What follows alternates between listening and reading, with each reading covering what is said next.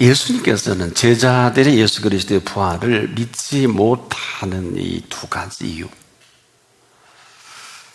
이 사실을 사실로 믿지 못하는 이 비극을, 첫째는 믿음이 없음을 지적했습니다. 예수님의 3년의 공생에는 모두가 이 사실을 말씀했고 또 이 사실만큼 심각하게 다룬 것은 없었습니다. 자, 이것을 믿지 못해서 유리방황이 되고 또 믿을 대상이 없어서 헤매이는 이들의 실상을 말씀했습니다. 자, 근데 이 믿음은 믿음을 거부로 끝나지 않고 이 거부한 삶이 제한적일 수밖에 없다는 것입니다. 그럼에도 그들이 살아가는 삶의 실체는 한순간도 이러한 틀에서 벗어나지 못하고 있음을 매우 안타까워하셨습니다. 눈을 들어 산을 보라, 또 공중의 새를 보라, 들의 백합화를 보라.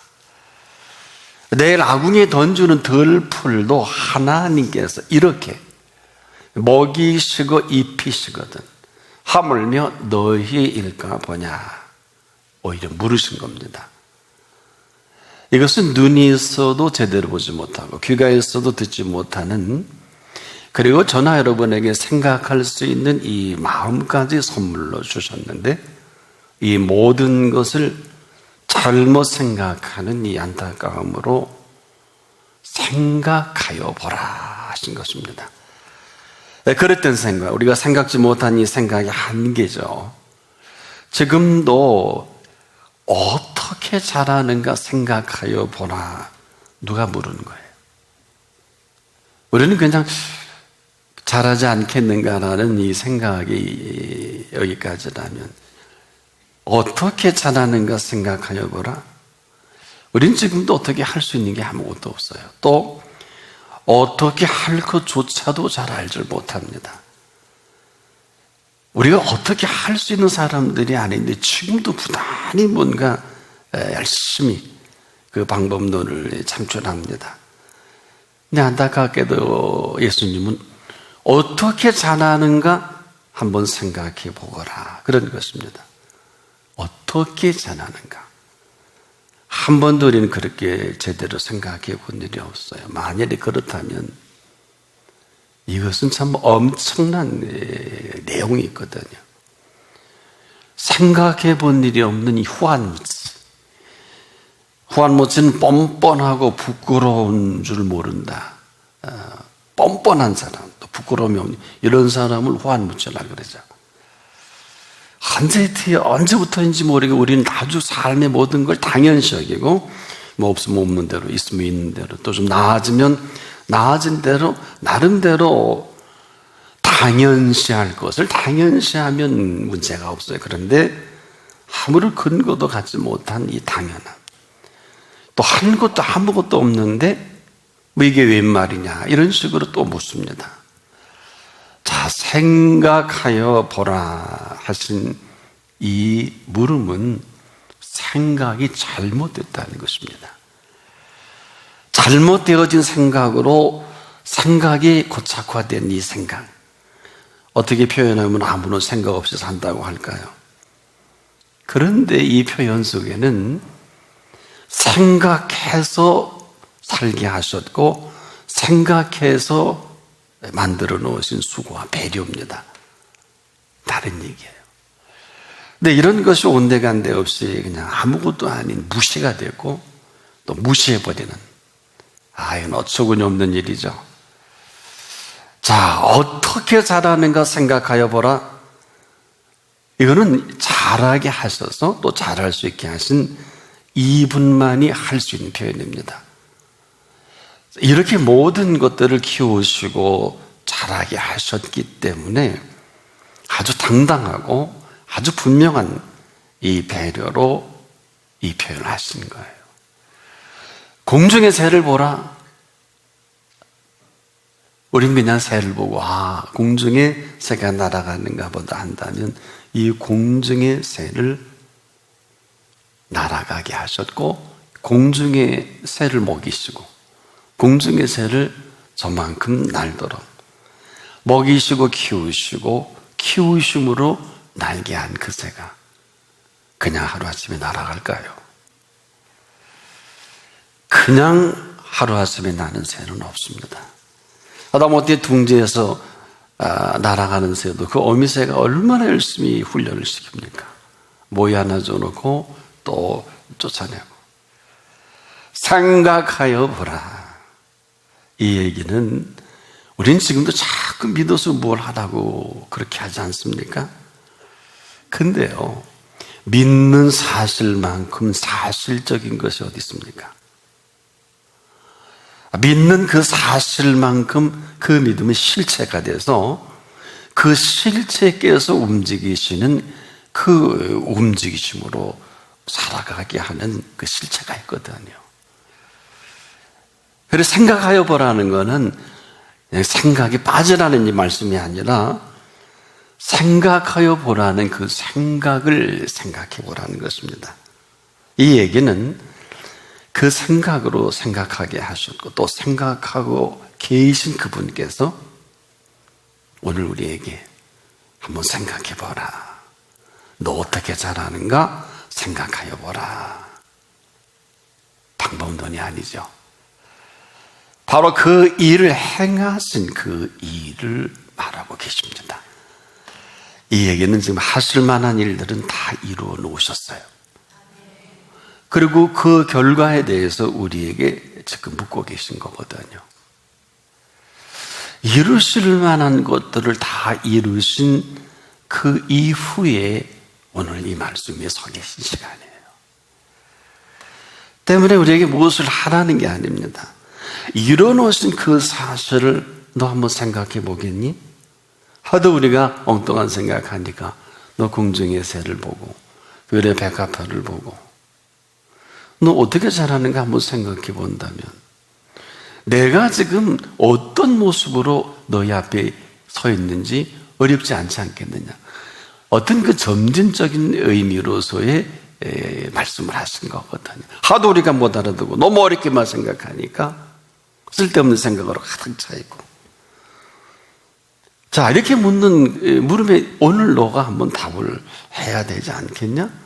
어떻게 생각하여 어떻게 잘하는가 한번 네가 나름대로 생각한 것을 말해보라 하는 것입니다. 내가 할 만한 일들은 지금 다 이루어 놓았는데 이제는 네 답을 듣고 싶다는 거거든요. 아궁이에 던지는 들풀도 이렇게 먹이시고 입히시거든. 자, 이 사실 앞에 하물며 너희를 가보냐 하신 거거든요. 내가 할 수 있는 그 사실만큼은 이제 열어놓아야 되지 않겠냐? 다 이루었고 이룬 것에 오늘 너에게 대해서 내가 묻는다는 것이고 네가 물으면 그 사실을 근거로 내가 그 나머지 일을 이루어 가겠다. 아무것도 없어요. 그 근거가 없어요. 그 믿는 믿음이 근거가 있으면 참 좋겠는데 믿는다는 게 믿고 자꾸 뭘 하려고 합니다. 믿음은 지금도 믿고 뭘 하는 걸 말하지 않아요. 그러니까 바로 믿는 그 믿음 자체가 믿음이 사실이면 그 믿음이 살아가게 하는 믿음이에요.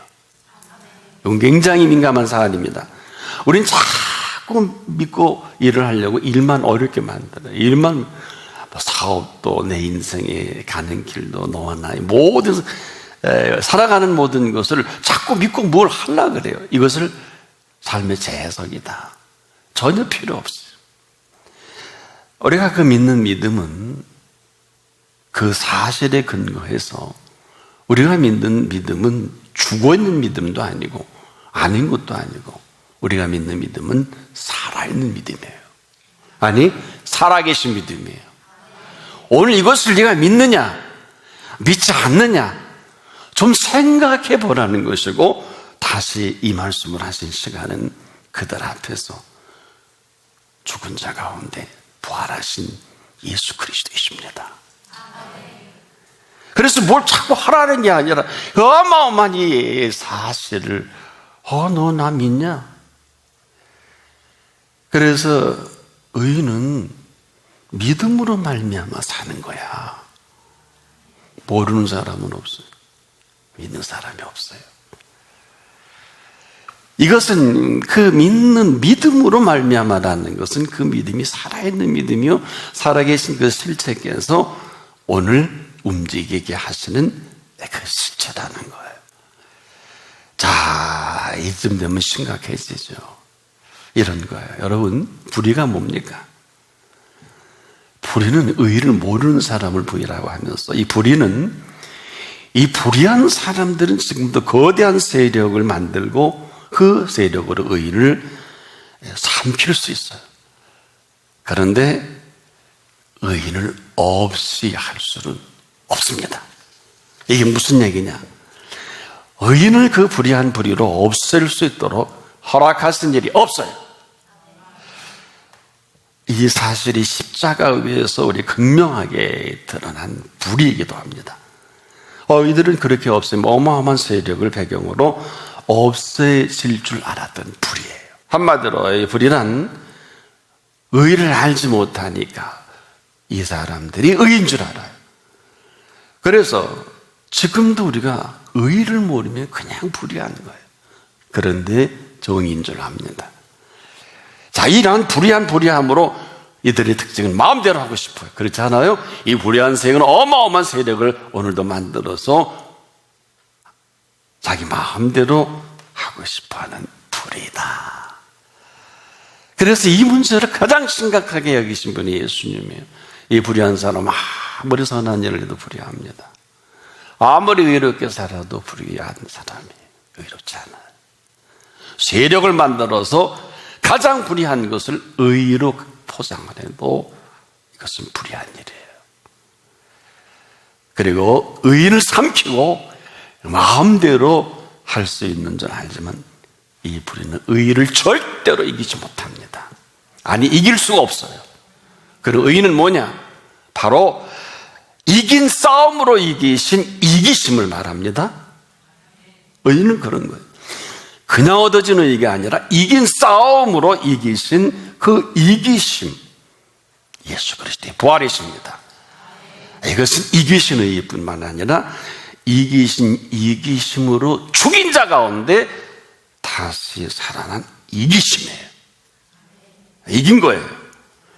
그래서 의란 반드시 이긴 싸움으로 불의가 삼켜버린 의라 할지라도 이 이기신 이김을 이겨낼 수가 없어요. 그래서 불의가 삼켜버린 의를 삼킬 수는 있어도 없앨 수는 없다. 왜? 이기신 이기심으로 죽여 없앴는데 다시 살아나게 하신 의입니다. 예수께서 3년 동안 이 사실을 내는 모든 메시지가 여기에 규결되어 있어요. 우리만 지금 잘 모르고 그냥 궁정의 새를 보라 하니까 그렇구나, 들의 백합하고 향기 좋은데 이렇게 해서 끝나죠. 그러니까 내 나오기에 넌전 들풀이다. 이것도 이렇게 먹이시고 입히시거든.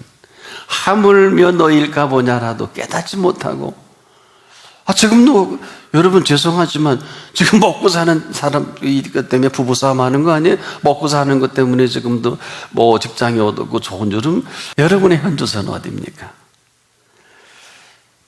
그래서 의로 여김을 받은 사람은 믿음으로 말미암아 살아가는 걸 말합니다. 믿음으로 말미암아 살아가는 의입니다. 이것을 오늘도 알고 살아가느냐, 이것을 모르고 살아가느냐, 이 두 부류의 사람이 있지 다른 사람은 있을 수도 없고, 있어도 뭐 별 볼일 없겠죠. 우리가 지금 예수 그리스도를 섬긴다는 것은 어려운 게 아니에요. 그 앞에 있는 걸 말합니다. 그 앞에 있지 않으면 섬김을 제대로 섬길 수가 없어요.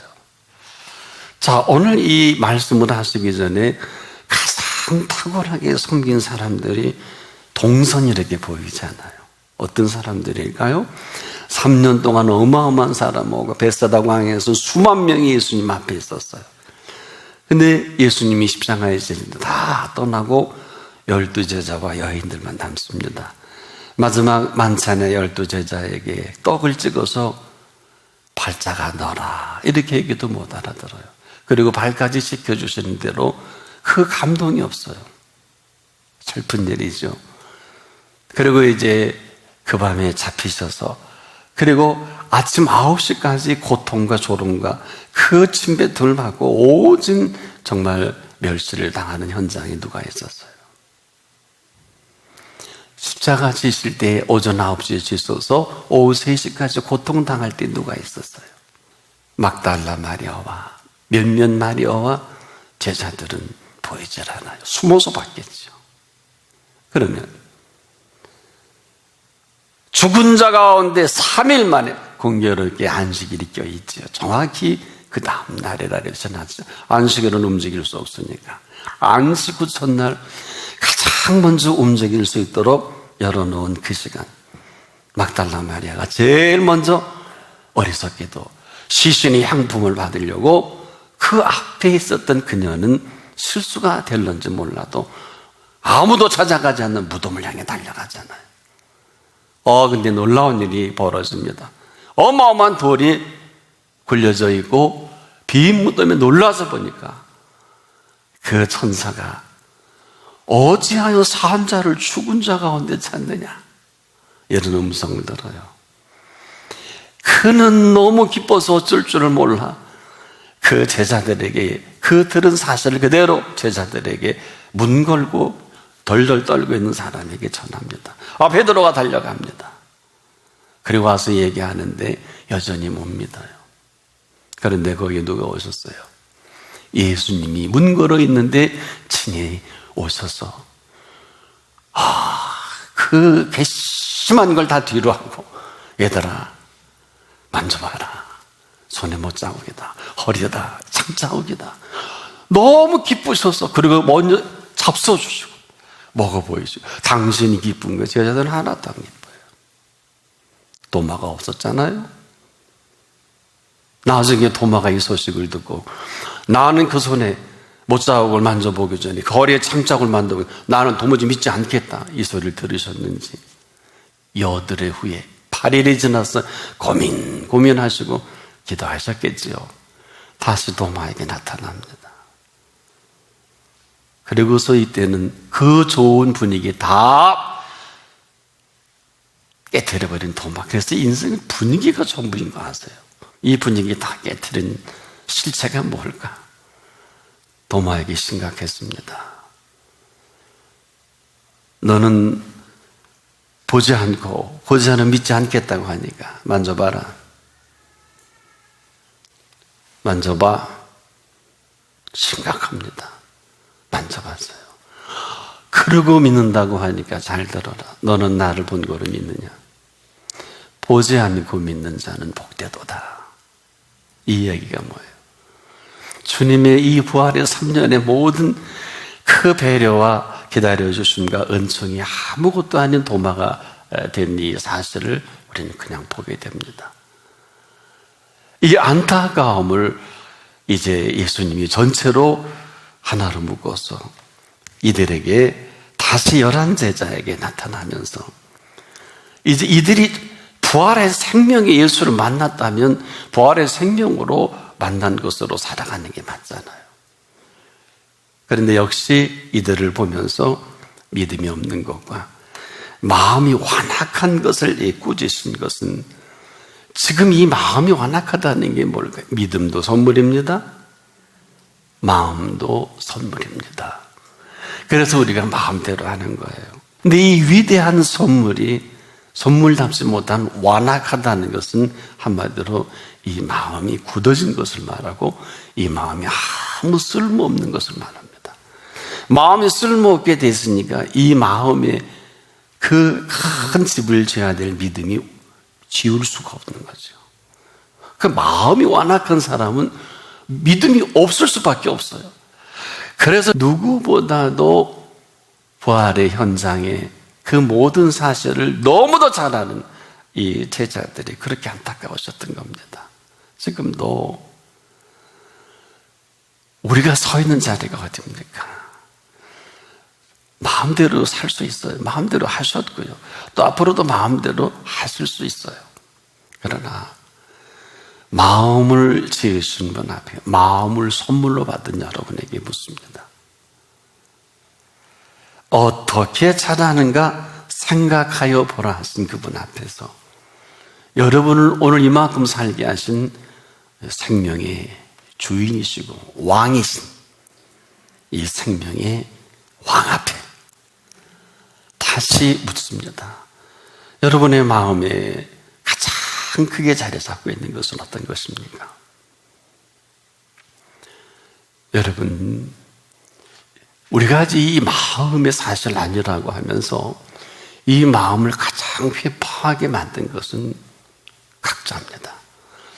우리가 지금도 이 마음은요, 성경이 1000년을 두고 정리해서 69권의 선물을 우리에게 주실 때 1000년이 걸렸어요. 그런데 이 은총 속에 들어가는 하루가 1000년을 살아도 맛보지 못한 이 마음에 천국을 이루고 살 마음입니다. 마음의 천국은 어떻습니까? 마음의 천국만이 아니라 이 마음의 천국은 내가 이루는 게 아니고 마음의 천국을 이루신 그분이 이루시는 것입니다. 마음의 천국을 이루시는 그분에게 여러분, 오늘도 우리가 원하는 움직이는 이 모든 것들이 알게 모르게 그만 이 마음에 소유가 되어버렸어요. 이것을 소유욕이라 그래요. 일단 어떤 것이든지 육신의 정욕이든지 안목의 정욕이든지 이생의 자랑이든지 이것이 우리 눈에 들어오면 이미 우리 마음은 그것을 뺏깁니다. 그래서 그 빼앗긴 마음은 아무리 해도 우리 마음의 천국을 이룰 수는 없어요. 그래서 이걸 부분적으로 생각하는 사람들이 무소유를 얘기합니다. 저는 동의하지 않아요. 마음은 무소유가 아니라 예수 그리스도께서 계셔야 합니다. 예수 그리스도께서 계셔야 할 마음에 돈이 들어오고 재물이 들어오고 명예가 들어오고 야심이 들어오고 야망이 들어오고 그 순간에 마음은 다 산산이 깨트려져 버립니다.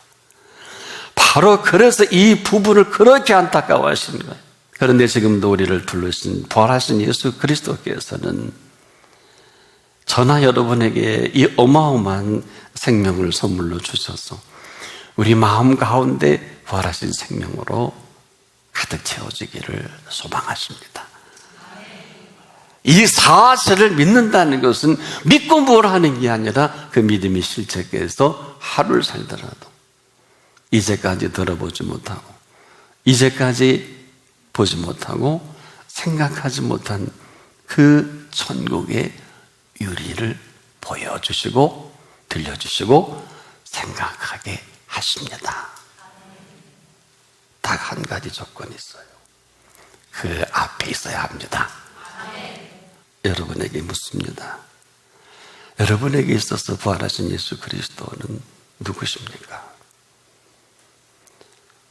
얼마나 더 바빠야 되겠어요? 얼마나 일로 인해서 지쳐야 할 것입니까? 얼마나 마음의 쓰레기 같은 소유욕으로 도무지 그분이 들어갈 수 없도록 만들어버린 이 마음은 누가 책임져 줄 것인가? 마음의 왕자 예수가 오셔서 못 고칠 병이 어디 있겠어요? 믿어서 고치는 게 아니에요. 여러분, 지금도 우리가 두려워하는 게 뭡니까? 여러분에게 정말 가장 큰 이슈가 뭐예요? 여러분에게 있어서 부활하신 예수 그리스도는 누구십니까? 오늘 꼭 답을 하시고 여러분 앞에 계신 분이 누구십니까? 답을 하는 생애가 열려지길 축복합니다.